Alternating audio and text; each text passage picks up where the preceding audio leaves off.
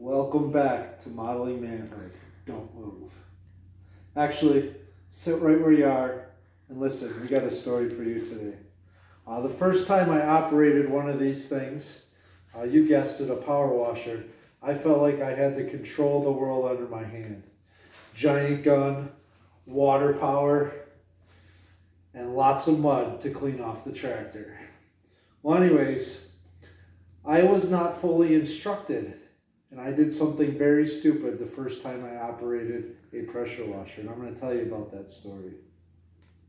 So while I was still in the single digits, I was washing off our loader tractor at the farm, and I decided to put the end of the nozzle right on my hand, and I pulled the trigger and actually pierced a hole through my hand, believe it or not.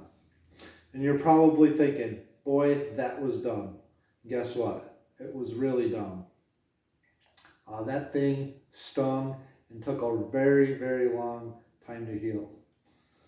So, if you're wondering what that has to do with the Bible, I'll give you one guess, but I bet you you're going to be wrong.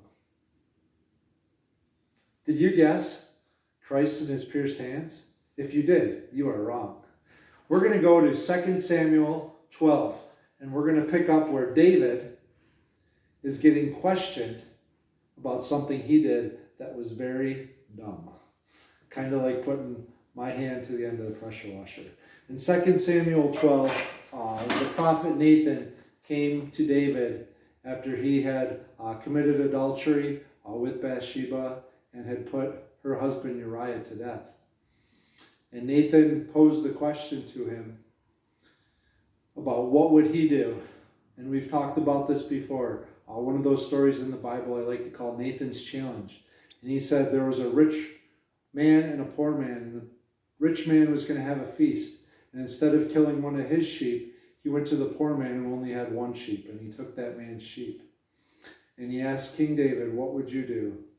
And David said, I would put that man to death. And Nathan said to David, you are that man. David did something very stupid, and he had to admit his sins in front of the whole kingdom, in front of Nathan, and ultimately in front of God. And if you guys think about dumb decisions or stupid things we've done, I had to go and tell my parents that I had pierced a hole in my hand with a high-pressure power washer. Instead of doing my job and getting the tractor clean that day, I was basically bandaged up and taken care of for quite a while. So if you guys are fooling around or doing something stupid, I would just encourage you guys to make that right with other people, make that right with those that you've offended, and ultimately make that right with our Savior and Creator, Jesus Christ.